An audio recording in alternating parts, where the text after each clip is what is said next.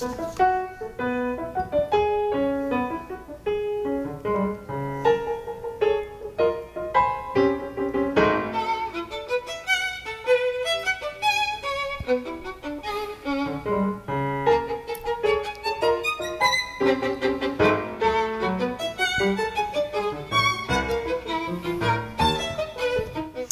evening, and welcome to Conversations with the Candidates on Houston Media Source TV. I'm Amy Carl with the League of Women Voters of the Greater Houston Area. On this broadcast, we have Sally Alcorn, Catherine Garcia Flowers, Sonia Rivera, the Honorable Eric Dick, and Dr. Marvin McNeese Jr., candidates for Houston City Council position at-large 5. And we're going to ask them some questions to learn a little bit about themselves and their positions on the issues affecting our city. I'd really like to welcome all y'all to Conversations with the Candidates with the League of Women Voters of the Houston Area. Thanks so much for taking the time to be here this evening.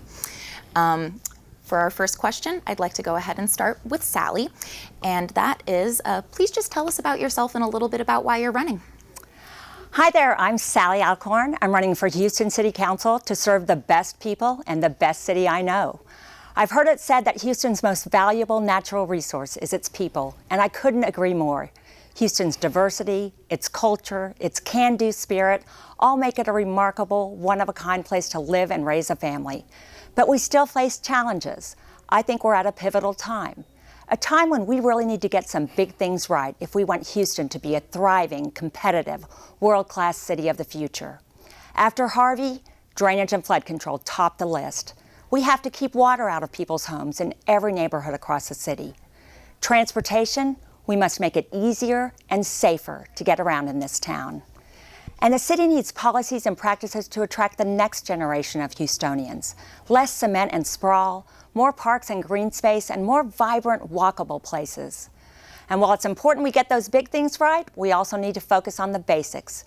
Reliable and effective public safety, trash and recycling picked up on time, quality libraries, plentiful parks, a faster permitting process, and good infrastructure.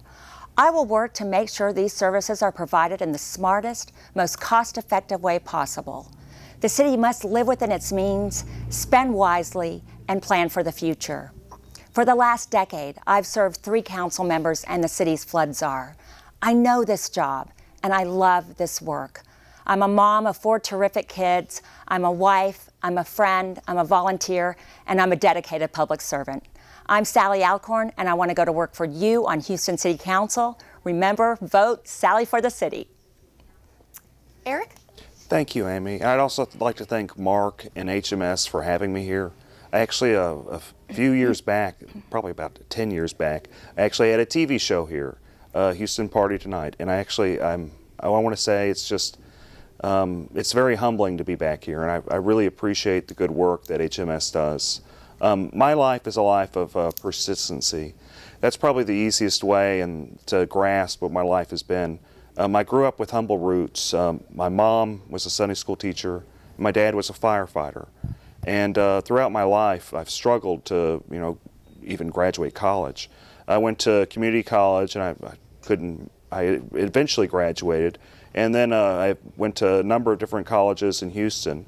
And just through perseverance, I got my bachelor's degree from probably the worst school that there is, University of Phoenix. And then I went to law school. I applied at a lot of different schools, and I couldn't get in.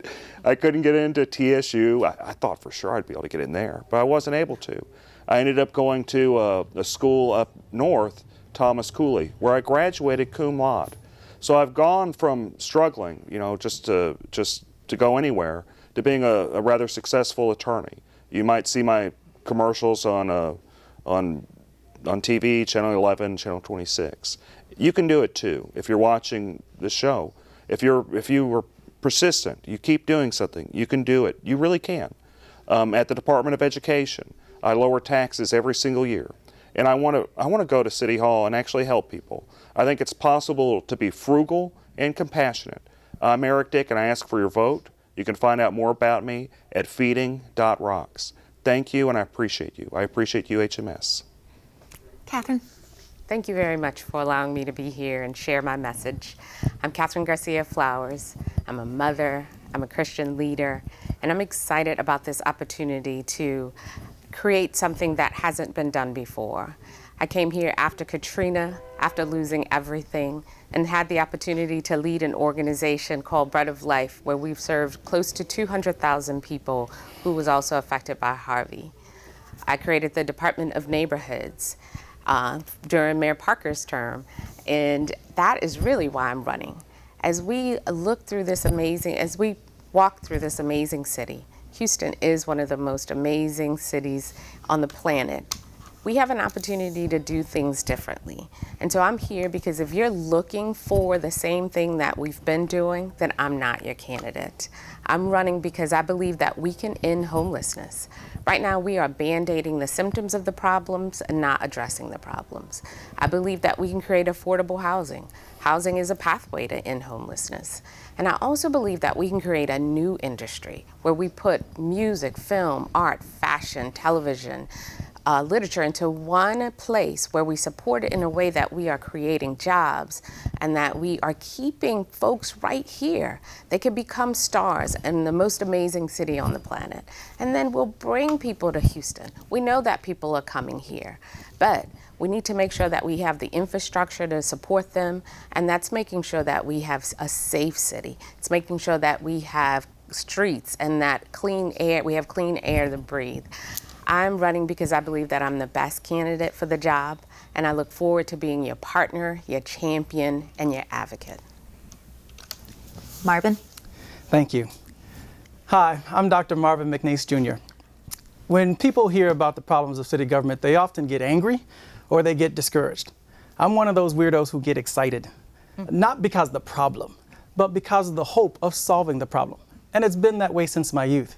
When the Sunday papers would come out, I'd grab two sections, the comics and the politics section, because I wanted to be one of those people who dealt with the multifaceted, complex institutions, who dealt with the gobs of legal minutia, and who did so in a prolonged way over a sustained period of time. That's me. And I got that where I sought to get prepared for all that. I have a master's degree in public affairs from the University of Texas at Austin, which includes public policy and public administration. I've worked in city government, though most of my experience is from the outside in. And I have years of service to the community.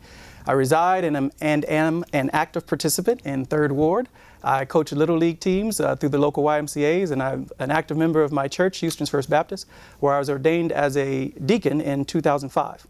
But what I think sets me apart is that I am really good at solving problems. I am a professional researcher. I have a PhD from Rice University in political science, and I've been teaching American and Texas politics for the last 13 years. I am good at investigating, at discovering the truth with hard data about how the government is doing, and using that data with common sense, comparative examples, and creativity to come up with a way for the government to do better. My vision for the city of Houston is that it can be a place where those who want to live godly and or dignified lives can do so peacefully and undisturbed. And so I will work as the at-large 5 member of the Houston City Council to make sure that the city does its part, that it protects us, serves us, and helps us to work together so that we all prosper. Dr. Marvin McNeese Jr., thank you very much. Sonia? Well, my name is Sonia Rivera, and I am running for Houston City Council at Large 5. I am the daughter of Mexican immigrant farm workers. My family taught me a few basic principles, and it was through hard work, everything can be accomplished. Nobody owes you anything, and nothing in life is fair. Everything in life is fair. It's not fair. Those principles came to serve me well later in life. In my early adult life, at 23, I became a single mom, and I quickly realized that earning $5 an hour was not going to help me support a family. So I went back to college and worked my way through college, worked 2 and 3 jobs when I needed to, and raised my children. So I think I'm representative of many of our families in Houston. I understand the struggle. I'm a regular person. I'm not a politician. I know what it is to balance a checkbook. The reason that I'm running is because I believe that too many voices have been unheard. And I want to be the voice for the people in City Hall. My slogan is "We the People," because we the people are government, and government we all need to stand up and be heard and be counted, and we all need to have a, make our platforms heard. And we need to do better. The city of Houston is a wonderful city. It's a vibrant city. It's the most diverse city in the world. We have the medical center, world-class restaurants, but we can do so much better, and our citizens are suffering. We're not getting basic services, and we need to get back to the basics. Cut the fat, trim the wasteful spending, and just really get back to the basics so that we can improve constituent services. And so that's why I'm running. My name is Sonia Rivera. I'm running for Houston City Council at Large 5. Thanks so much for introducing yourselves, y'all. Sonia, we'll kick it to you next. And the second question is about flooding, which, as we all know, is a major concern, if not currently the major concern of Houston residents. If elected, what tangible steps would you take to address the flooding situation in our city? I really believe that we need to do comprehensive audits of all departments. We continue to hear that there's not enough money to fund. I've asked several sources in the past why, if we're in a different place now than we were when Hurricane Ike hit, and most people say that we're still in the same boat as we were back then. And so it's unbelievable to me that after 10 years we're still in the same situation, and then Harvey served to exacerbate what was already a crumbling infrastructure. So I really want to know why. I want to get in there and ask the questions and audit departments and audit records and see what it is that we haven't done and what we can do better. What people are telling me basically is that there aren't enough funds to get things done. However, what I have seen is that there's a lot of bureaucratic red tape, and that ties up the ability to get things done, and it increases cost. There's a lot of wasteful spending. There's a lot of money going out in different directions, and there's very little transparency. So I really think that we need to start there, and so we can get these projects done. We also need to hold people accountable, and we need to be monitoring the various projects that are taking place and make sure that they're staying on time and on budget. Marvin? Thank you. Flooding is a major issue. It's, I would argue, is at a crisis point, and we need to treat it as such, which is to say, I am really concerned. I know that the federal government has put forth money, but we've been hearing that that money might even be threatened and might not be present even in the way that it's been promised up to this point. We've been hearing that Harris County has borrowed money, but that it's being tied up oftentimes in trying to figure out the rules for rolling this money out and getting it to work. And the problem with that for me is that the City of Houston has a local source of funds, the drainage fee. And those funds, to me, are more available in the sense that they're collected annually, probably to the tune of $250 million, to $300 million a year. And that's money that we should be using, especially on these downstream projects. The Greater Houston Flood Mitigation Consortium, a big think tank that put together all the greatest minds on flooding, concluded 1 year after the Harvey floods that if we had the federal funding to have completed the bayou projects that the government had already identified, the damage from Harvey largely wouldn't have happened, especially the damage downtown. If we had completed Buffalo Bayou and White Oak Bayou's projects, downtown would not have flooded, and all that damage would have been averted. And so to me, that's still our marching orders, is to put up local money if we need to make sure that those projects move forward as quickly as possible. But of course, we don't flood only from our bayous, we flood from our streets. And so we need to also keep our eyes on the ball on those hot spots in our area that do flood on a regular basis, even from routine storms. So we need to prioritize those as well. And our city has done that. So a lot of it is going to be making sure that we're doing it as quickly as we can and as efficiently as we can. And so as an at-large council member, I'm definitely going to keep my eye on the city's projects and the city's spending on drainage. Thank you. Thank you. Catherine? That's a great question. And I think in order to fix the problem, we have to actually identify the problem. And part of the problem has also been leadership. So we have people in place that necessarily operate in the spirit of the law, not the letter of the law.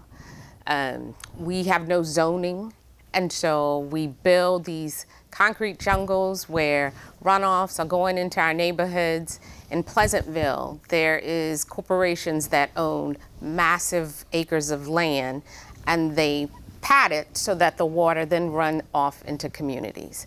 And so those are all different kinds of problems. And so again, we have to figure out what's the priority. We often give priority to those who make the most noise, but it doesn't mean that it is the most important. That is where fair distribution of equity needs to come in. But we definitely need to look at who's addressing the problem, who can take responsibility and accountability. We need transparency, but we need to talk about it in a way that the folks who need to get it done can get it done. So if we need funding to make that happen, let's look at that. If there is more people that we need, then we need to look at bringing in the best and the brightest to make it happen. Eric? Well, I'm going to say that for a living, I'm a home insurance lawyer. I've actually represented over 2,000 people that had suffered claims from Hurricane Harvey. No puffing. Over 2,000 people I've represented. Over 100 hired me last month for damages that they suffered from Hurricane Harvey. So I just want people watching to understand that I'm extremely familiar with this. I've had a ton of clients that suffered damage and they have no recourse. Some of them, they had denied claims with their homeowner's insurance, and their homeowner's insurance came up with excuses. And they've hired my firm, and we fought and fought and fought, and we got them some money. Same way with the flood insurance. And it's just sad that people get victimized, and there's not an advocate. But I will absolutely be an advocate for flooding. I see it, I know it. What's sad also is that the city's collected a large sum of money from Hurricane Harvey and hasn't distributed it, hasn't done anything with it. I find that reprehensible. And as your city council member, I will be very loud about that. And the reason I'm going to be loud about it is because I've seen it so many times. It tugs at my heartstrings to see the struggles that residents have gone through, to see all their personal valuables gone just in the course of hours. And what's even sadder is Hurricane Harvey, it wasn't the first time that our city's flooded. We've flooded with the tax day sales. It seems like we're flooding every year. We have to do something. We have to do something. We can't just sit on this money any longer. We have to do something with it. So I'm at the point where we just need to make a decision. It's been 2 years, Houston. We got to do something with this money. I'm Eric Dick. You can find out more about me at feeding.rocks. Thank you. Sally? It's going to take massive cross-governmental collaboration of effort and money to get the projects done to take the most people out of harm's way. It's all about adding conveyance and storage and improving the city's outdated drainage infrastructure. We are going to get unprecedented amounts of money coming to the city after Harvey. Not as much as we'll need, but more than we've had before. So it's going to really be critical that the city coordinates its projects with the Harris County Flood Control Bond projects and the U.S. Army Corps of Engineers. We also must maintain good relationships with HUD, FEMA, the General Land Office, the Texas Division of Emergency Management, and the Texas Water Development Board, all key players in Harvey recovery. I know the people, the projects, and the rules, so I will be an effective advocate for flood mitigation. Next, we have to hold developers accountable for sticking to the rules to make sure that development does not create negative impact for the surrounding communities. Next, I will invest more money into Stormwater Action Team projects. These are smaller scale, high impact projects brought to the city by the neighborhood residents who know more about what their neighbors need than the government. They know if their drainage ditch needs regraded. They know if the outfall's broken or clogged. They know if their inlet needs upsized. Finally, I will be a big cheerleader for the increased use of green stormwater infrastructure, more natural drainage systems, more dual-use park and recreation and flood mitigation, more permeable pavement, green roofs, rain gardens, bioswales. We need to incentivize those techniques in private development and do more green infrastructure in our own city projects. Thank you all so much. Next, Houston is an incredibly diverse city, and as an at-large council member, you will represent all of it. How will you work to communicate effectively with your constituents and represent their interests at City Council? Marvin, may we start with you this time? Sure. I think number one is these, as an at-large City Council members, we have to first know what's going on, which is to say we have to stay informed about everything involving our residents. So the 27 departments of the city, the tax increment reinvestment zones that also spend funding from the property taxes in their district, the counties. Not just Harris County, but also Fort Bend and Montgomery counties, since portions of the city of Houston are in those counties. We need to be the repositories of the information about what's going on so that we know or have something to communicate to the residents. So that we can keep them informed at what's going on in their lives. And not just actually those higher level governments, but we need to stay informed on the lower level governments, the community college districts, the school boards. We need to stay informed so that, again, we can pass on that information. And then I've heard too many times as I visited the super neighborhood groups that at-large members are not present. You know, we see our district members, but we don't see our at-large members. And so that's definitely got to change. And I would commit to being at the super neighborhoods at least twice a year. There are a lot of them, but nevertheless, myself or a representative could be there, could be sharing that information and, of course, hearing back from them. There are too many civic clubs to make it to everyone, but at least those super neighborhoods, we should definitely stay involved. And then as well, I think we should make more use of the community newspapers.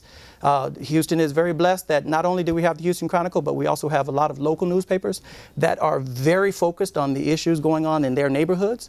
We should use that medium to push forward the information from the city and what's going on in that neighborhood so that ordinary residents can get informed. And then, of course, to hear back from them through those mechanisms. So that, as well as, of course, my newsletters as a city council member, I will definitely keep the lines of communication open. Thank you.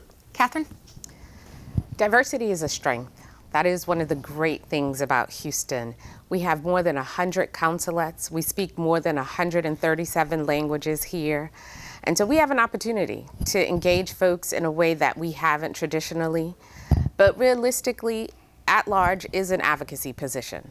And so my objective is to make sure that they know that we're here to be their champion, to be their advocate, to be a part of what they're doing in the community, but also creating opportunities. I can't do everything, but I believe that I have issues that affect the city. I'm trying to address issues that's affecting the city as a whole: homelessness, affordable housing, cultural economy, sustainable core services. And so my goal is to be transparent, to be accessible, to make sure that we have offices located in each segment of the city, and engage folks in a way and meet them where they are. As a CEO of Bread of Life, serving folks and the most vulnerable communities has been my specialty. Community engagement has been my specialty. I actually wrote the community engagement plan for the Super Bowl host committee. And so I understand engaging communities. And so again, I will choose to be an advocate, choose to be a champion, and choose to be a partner with communities. Thank you. Eric? So I just love people. I really, truly love people. I'm a people person. What's interesting about Houston is kind of how everybody kind of got together. There's a little bit of a history lesson here. You have some part that's been here since the Battle of San Jacinto. That's actually where my descendants kind of come from. You also have a big Vietnamese area that happened in the 80s. Communism fell in, or communism started in Vietnam, and a large amount of Vietnamese actually came to Houston. And that's why we have a very vibrant Vietnamese community. You also have just a historical, black community. It's really amazing, a lot of the stuff that comes out of those communities. But there's just, our diversity, it is a strength. And what you do is you look for issues that everyone can agree with, and you advocate for those issues. I know about that because I've done the same thing at the Department of Education as an elected trustee. What I have done as far as the city level, I've advocated very strongly to end the charitable feeding ban. I think it's just immoral that it's a crime to feed the homeless. I don't think there's any justification for that. I understand what the purpose of the law is, to prevent the trash and all that stuff that surrounds feeding the homeless. But I think everyone can agree that that law shouldn't take place. There's existing laws that can serve the purpose of the charitable feeding ban. I just think that there's things that we all can agree on. We can agree on flooding, that we have to do something about our horrible flooding system. We can agree on the feeding ban and others. I'm Eric Dick. You can find out more about me at feeding.rocks. Thank you. Sally? For the last 10 years working for council members and the last 10 months on the campaign trail, I have gone to just about every corner of this 640 square mile city. As an elected official, I will continue to go. You have to go where the people are. You have to go to the civic clubs, to the neighborhood meetings, to the super neighborhoods, to any event where you can hear directly from residents about what they want and expect from local government. And one of the most important things we do as a city council is to pass the budget. And we barely include the public in that process at all. We hold one public hearing for the $5.1 billion budget at 9 o'clock on a Wednesday morning. If we're lucky, we get 3 people to participate. I think that's completely unacceptable. So I want to start an initiative called Your 2 Cents, a huge public engagement campaign to ask people, residents, people in apartments, people in homes, everybody in Houston, and using every means we can, social media, knocking on doors, going to meetings, asking people, how do you want your taxpayer dollars spent? What are your priorities? And incorporating that data into the proposed budget. Thank you. Sonia? Well, I actually really love this question. I have over 25 years of experience, boots on the ground experience working in communities. So historically, on the campaign trail, we have 4 or 5 meetings that we need to attend on any average day. That, fortunately, is not new to me. Working in the nonprofit sector in the first 11 years of my career, I've traveled from Alief to Kingwood to Jersey Village to Baytown to Pasadena, in all corners of the city, hearing the concerns of citizens, working on community reinvestment projects, hearing what each community thinks that they need. One of the problems that I feel takes place in government is that we have a lot of people that think they know what's best for our communities, but they've never entered those communities. One of the complaints that I hear often is, oh yeah, you're running for office, everybody comes around when they're running for office, but then we never see them again until the next election. You can't say that about me, because I have always been in our communities. I have sat on several community boards. I've addressed the issues of gangs, of youth homelessness, youth drug abuse. I have worked on construction projects that work to provide on-the-job training for individuals that lack job skills,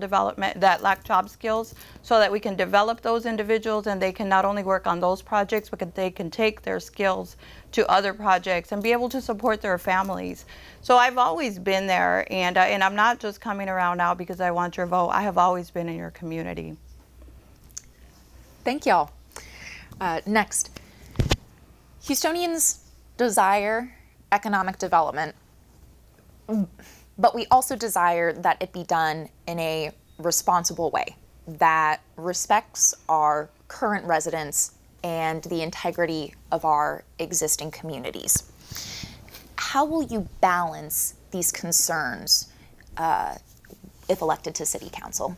Catherine, Catherine, start with you this time.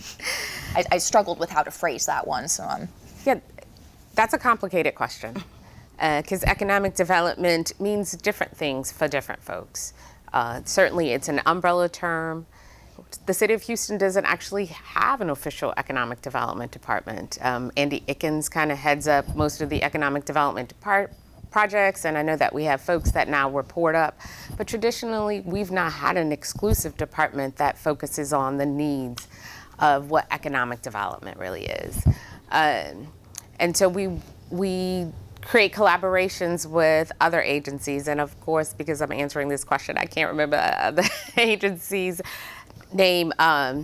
And so we let that agency kind of handle what it is that we do. And then we have Houston First that also helps to facilitate.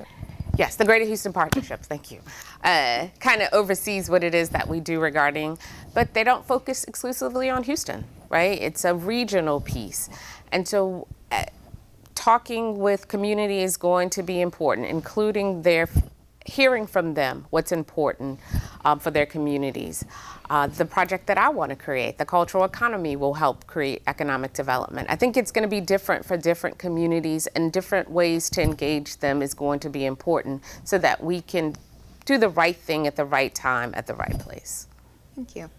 Eric? Amy, I'm a consumer advocate. I've been a consumer advocate all my adult life. I mean, that's what I do as a homeowner's insurance lawyer. I represent homeowners with problems with their denied claims against big bad insurance companies. I'll do the same thing at City Hall. I'll represent voters, I'll represent residents against special interests.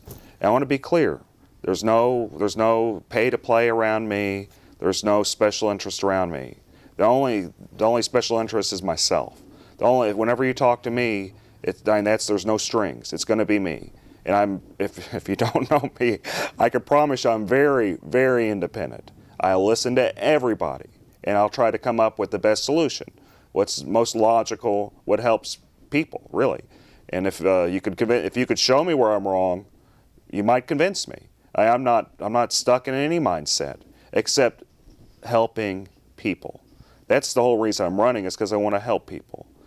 We do need infrastructure, but we don't need special interest paying large amounts of money for it. What troubles me with this Metro Next, because we're talking about infrastructure, is that they receive over $10 million of taxpayer money to advertise for it. And I have a real problem with that. I am 100% for infrastructure. I'm 100% for transportation. But I am 100% against people getting rich off taxpayer dollars. I encourage you to go to my website, sign the petition about the feeding ban, because I'm really passionate about that. I think you can be frugal and compassionate. And you go to feeding.rocks, and I look for your support and vote. Thank you. Thank you. Sally? Economic development is important, and the best way we can bring jobs and businesses to Houston is to provide our core services in the smartest, most effective way possible. If we have good infrastructure, if we've got a handle on flooding, if we have our city finances in order, it's going to really attract people. And like I said at the beginning, attracting the next generation of Houstonians, making the city more walkable, the things that businesses want to see for their employees. Also permitting. We have a permitting department that has lots of problems. We need to foster a supportive business environment.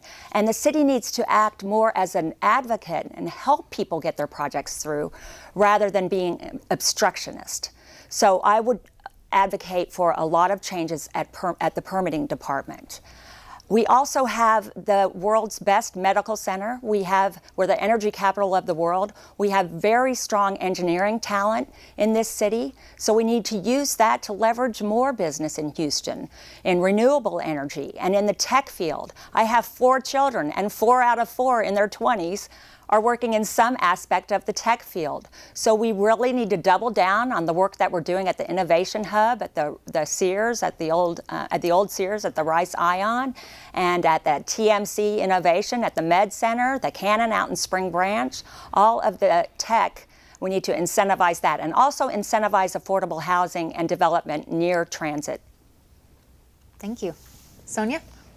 So I'm going to borrow from something Sally said earlier about people being our greatest resource, and the people of Houston are our greatest resource. However, we lag behind on education and skill level, and we really, really need to invest. While education is not a core function of the city of Houston, we do need to work together in collaboration with our higher institution centers, with our trade centers, and really work to and corporations and businesses to develop strategies where we can increase the skill level of our citizens and not have to outsource jobs, not have to look for talent in other cities and other states to fill the jobs that we have here. Working now in the construction industry, one of the things that I hear quite often is that they don't have enough people to fill the jobs, the higher level jobs. And so we need to do a better job in working collaboratively with strategic partners in developing that skill level of individuals here in Houston, and that will increase the economic ability of our citizens here, and give them the opportunity to be able to increase their self-efficacy and support their families. And I believe when you have self-efficacy in a family, and you have a family being able to feed their children, that builds pride and respect in their communities, and therefore they translate that pride into developing our city. So it's about people. Thank you. Marvin? Thank you. Well, economic development is definitely a concern for everyone, and in general, the city has to make sure that the infrastructure, and when I say infrastructure, it's not just talking physical, the built environment, but that everything there is present for economic development to move forward. And let me just throw out a bunch of different ideas to make that happen. We've said it already that in different parts of town, that's going to look different. I think about the disadvantaged communities. One of the things that's hindering economic development in those parts of town is the crime. Everyone is trying to escape those areas because they're trying to escape the crime in those areas. It's literally holding them back. It's even threatening the schools and the performance of the schools in those areas. So in those areas, we have to get better at solving crime. But in other areas, we need to invest in or creating walkable communities, especially as we try to become really, we already are, but we need the reputation that matches it, the tech capital of Texas. Right now, Austin seems to have it, but we have the better infrastructure for all that. And so we need to create an environment where those workers in that industry finds attractive. And so we need the public transit, we need the sidewalks, we need the bikeways. We need to make those parts of town work for those people who are attracted to that industry. And then in general, we've talked about permitting. Permitting definitely needs to be reformed. My great idea is to let the experts police themselves. And what do I mean by that? Right now we have our architects and our engineers who are experts. They get many advanced years of training in their craft, but then they have to submit their plans for permit from people who don't have the same level of expertise. That seems ludicrous to me. We have the mechanism necessary. The Bar Association does it with their workers, the lawyers, police lawyers. We could have the same thing for our architects and our engineers. And I think that will move things forward. Thank you. Thank you. Houston has 16 city council members, and each of them represent different parts of the city, except for y'all. As an at-large council member, you will represent the entire city. And so consequently, everyone has their own concerns to address. If elected to city council, how do you plan to work with all of the different personalities and issues in order to best represent your constituents? Eric, can we start with you this time? I'm happy to start. Thank you, Amy. Anyway, I have experience with working with others. We're at being elected to Harris County Department of Education. My preference is building a consensus, finding things we can all agree on and building from there, everyone having input. And my perspective is going to be that of a consumer advocate. I'm going to look for ways where everyone can agree, where we can help people. Because people are my priority. People are who I care about. People are why I'm running. I started off humble in my life. My mother being a Sunday school teacher, and my father being a firefighter. So you're not going to see me steer away from helping people, and that's kind of what my whole purpose is. Whenever I'm on city council, you'll see me being, I'll be loud if I need to be loud. And I'll be reasonable, and I'll be an advocate for the people. And I intend to build consensuses with each other, see what we can all agree on. If people want to find more about me, they can go to my website at www.feeding.rocks. Thank you, Amy. Thank you. Sally? Sure. I've been working down there for the last 10 years. I'm not working there now. I left last fall to start running, but that's what I've been doing. I've been working with colleagues down there behind the scenes. That's the fun part of working at City Hall, is really building consensus. I love the nonpartisan nature of City Hall. I believe good government is just good government, and compromise is not a dirty word. Usually when people are around the council table, especially if it's something controversial, an ordinance. If everybody walks away not getting exactly what they wanted, then you've succeeded. Everybody has to give a little. You can't enter the job of city council having really rigid ideas. You have to listen to others. You have to build consensus. You have to make friends and really just talk with each other and to get things done. Now, as far as district versus at large, I tell everybody, when you have a complaint at City Hall, call your district council member, call 311, then call your district council member, then call all 5 at-large members or email them. I promise you, more gets done if you contact 6 people and those 6 people start screaming at a department about something.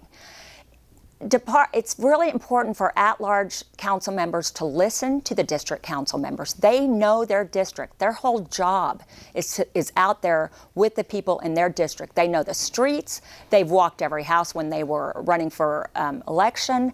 They know it. So it's really important for at-large council members to listen and to ask district council members, how can I help you move your projects forward? Thank you. Marvin? Thank you for the question. I really like the City of Houston structure in the sense that by having both at-large as well as district candidates, you do bring 2 different perspectives to the table. And I think at-large council members have a wonderful opportunity to be focused on issues that are across the entire city, that affect the entire city. My number 1 issue is going to be public safety, and definitely for us solving more crimes, getting more investigators so that we can solve more crimes. But definitely you have to work that out in the particular ways in each district. The needs are very different. And so there's finding common ground is what everyone here is saying. And I think I have the experience in that. I have taught for 13 years at College of Biblical Studies, but what's important about that is the type of student that tends to come to the College of Biblical Studies. We have every single type and walk of life in our student body. From the immediate high school graduate who's 18 years old to the grandmother who's 70 plus, who literally just wants to finish that degree before she finishes this life. And I've been in the classroom where we're discussing controversial topics and yet try to steer us towards finding that common ground, finding those principles, those truths that we all can agree on and therefore can lead us forward to a solution. I think I'll do the same when I'm on city council. I've walked a mile in a lot of different shoes. I've lived the rural to the urban to the suburban, been in a lot of different places, and I think I can understand a lot of different perspectives, and I think that will help as well. Sonia? Well, I've worked with gang members. I've worked with gang members. If I can get them to come to the table without and having an amicable discussion, and even though they, having all the issues that they bring to the table, if we can get them to agree and cease negative behaviors, I think that we can do that in City Council. Everybody operates out of their own experiences, based on their experiences, based on their spectrum of knowledge, and we need to respect that. Yeah, I think that's one of the biggest issues that we have now in politics, is that we've deviated so far away from just basic respect and courtesy, and we really need to operate like that. That's the only thing. That's the only way that we're going to get things done. I've spent my entire career building strategic partnerships, nurturing collaborations, because one individual cannot do anything alone. Even in council, there's not any one individual that can accomplish their goals by themselves. So it's imperative that we work together, not only with other council members, but with our mayor, with other city leaders, our city managers, our county leaders, state leaders.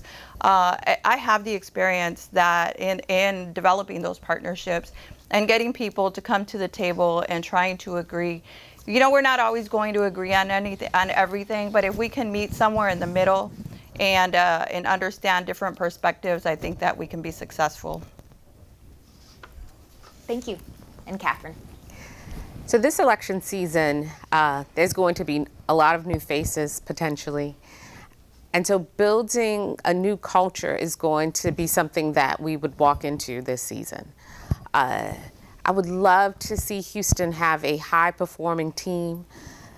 That's a lot of folks that we're working with around the Horseshoe, but it really comes down to leadership. The city of Houston is a strong mayoral forum-led city. And so hopefully the leader of this great city will see opportunities to do something different. You know, if we keep doing the same thing expecting a different result, then they say that means we're crazy. But again, with this opportunity to create a new culture, to create a high-performing team, to foster relationships differently is an opportunity that we have. I think all of us, and I've been doing this for more than 30 years. I manage teams, I create engagement plans. Like I said, I created the Department of Neighborhood, so I've worked for tons of elected officials. It really comes down to leadership and who's at the helm, and how do we work together and setting that tone. It's not always pretty. It's about getting things done, but it's about us all believing in this amazing city. I want to be a part of the conversations when we talk about New York and Chicago and LA. Houston should be there, and right now we're not. And so I want to make sure that we are moving Houston into the future by working together as a high-performing team. Thank you all. Other than flooding, what do you consider to be the most pressing issue facing the city, and how do you plan to address that issue? Sally, can we start with you again? Sure. I would say city finances, because everything revolves around the budget. That's how we pay for everything. I helped write the city's comprehensive financial policies, which lay out best practices for the city to achieve a structurally balanced budget. Every year, the City Council passes a budget, but it's not structurally balanced. And simply put, what that means, we spend more than we bring in. So I really am going to be focused on ending that practice. And there's a way we can do that. Taxpayers paid $565,000 2 years ago for a study done by a private consultant named PFM. It's a 10-year financial plan. And there are a lot of really good ways and recommendations that the city can implement to save potentially over $100 million. Not everything in that plan will work for Houston, but with that kind of potential savings, we really need to act on the recommendations that will. And those include, for me, one of the first things I want to do is set up, one of the recommendations is for a shared services working group with the city and the county. We have a lot of duplicative services, and a lot of other metropolitan city and counties merge some of their operations to save money and to operate more efficiently. For example, the health department. We're one of the only large cities that has a separate county and city health department. Not like Ben Taub, not Harris Health, not the treatment part, but like pollution and environmental controls and health screenings. So that's one way. Reforming and consolidating our procurement practices is another. Reducing our fleet and our office space. Creating a trust to save for retiree health benefits. All of these things can put Houston on a more sound financial footing. Thank you. Eric? Well, I think there's two big sub-issues. One of them is with our firefighters.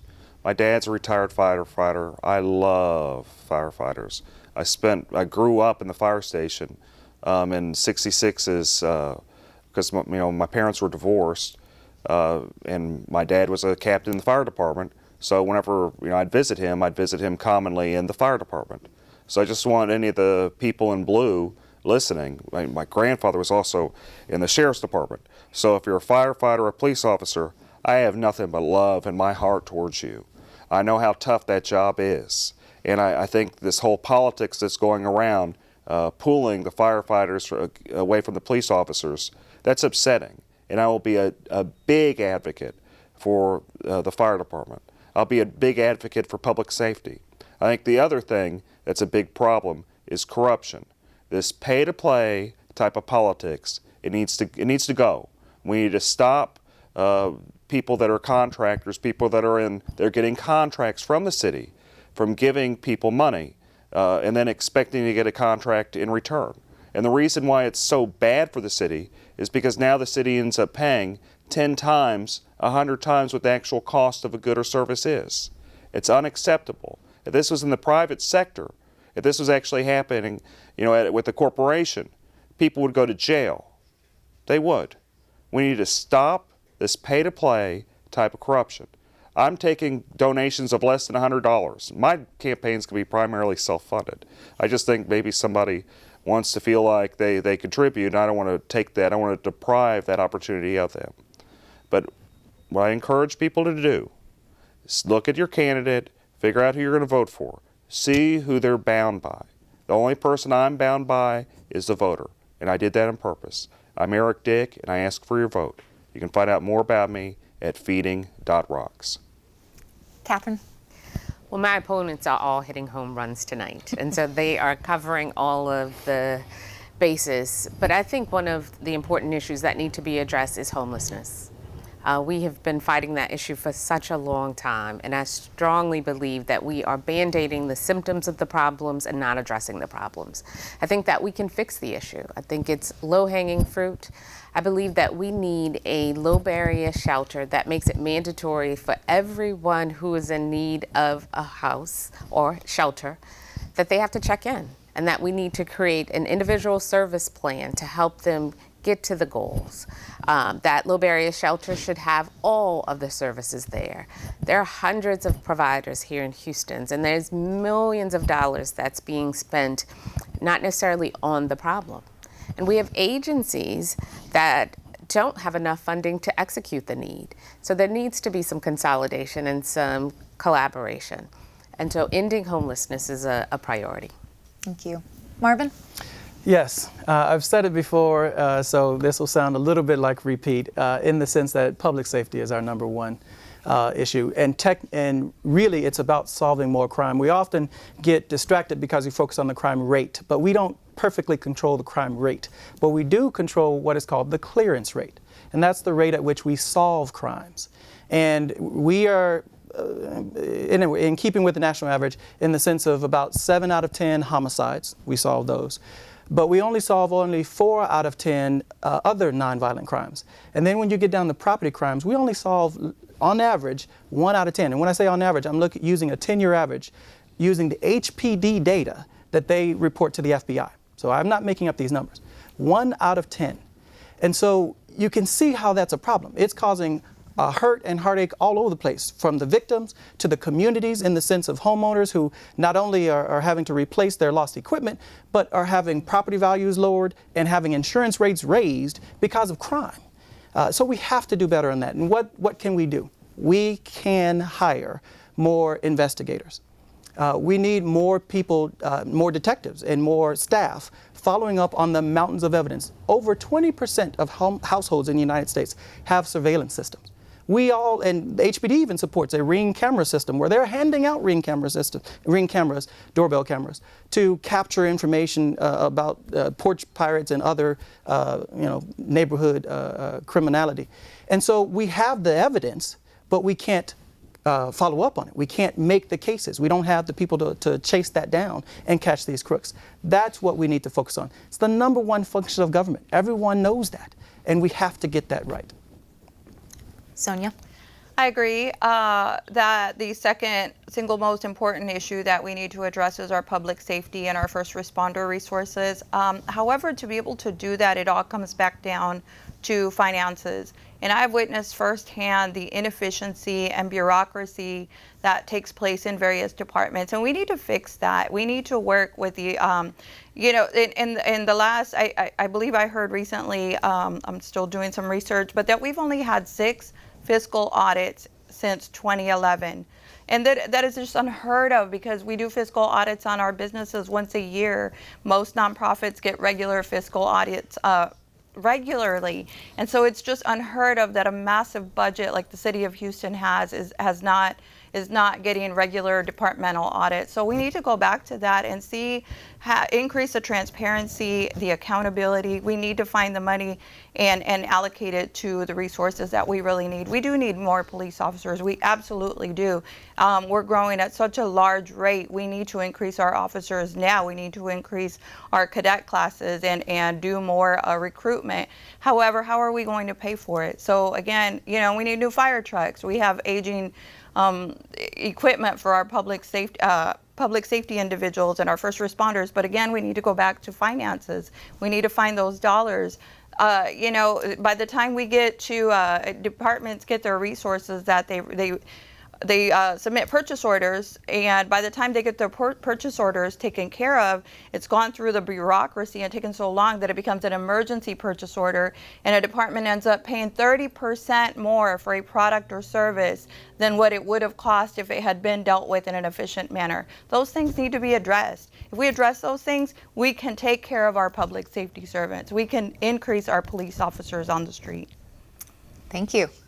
Lastly, why are you the best candidate, and how can voters learn more about your campaign? Catherine. Me? Thank you. This has been amazing. I believe that I'm the best candidate because we need bold leadership. We need new things. We keep doing the same thing expecting a different result, but the truth is we need to take Houston into a new future. We're the 4th largest city. We are the most diverse city. Less than 20% of people who are eligible to vote. We need to give people a reason to vote. And a part of that is representation. We need them to see that there are people just like them, people that they can relate to that can represent them, to be their advocate and their champion. I'm a mother, I'm a leader, I'm a champion, and so I want to partner with the city of Houston to take it into the future. I want to create new things, I want to be bold about what we're doing, and I want to build consensus among the elected official team to take Houston where it needs to go. Marvin? Well, I'm going to brag on all of us. I think At-Large 5 has the strongest field of candidates of all the at-large positions, so I'm just putting that out there. But I still think that I am the best of the bunch. I have to say that. If I didn't believe it, I shouldn't be running. But I think it's because of my motivation, as I spoke of before. This is not a career advancement for me. This is literally something I've been wanting to do and been preparing to do since my childhood, and that will sustain me in this effort, and it will keep me on the right track in this effort. I think I have the right training for this job, and I believe that I have the right values and the ability to solve these difficult problems. If you agree, please check out my website. It's very easy, marvinmcneese.com. And my Twitter and Facebook handles are also easy. McNeese for me, that's all words, McNeese for me. And you'll see even on that website more about the plans that I have, not only for police and flooding, but also to fix the budget. Thank you. Sonia? Well, you know, this country was built on by the people for the people, and that's my philosophy. My story is your story is mine. I believe that I am the representative of the individuals that make up Houston. Government is not about the elite and the privileged. It's about the people, and I am you. I've walked the same streets that you do every day. I've been boots on the ground for over 25 years.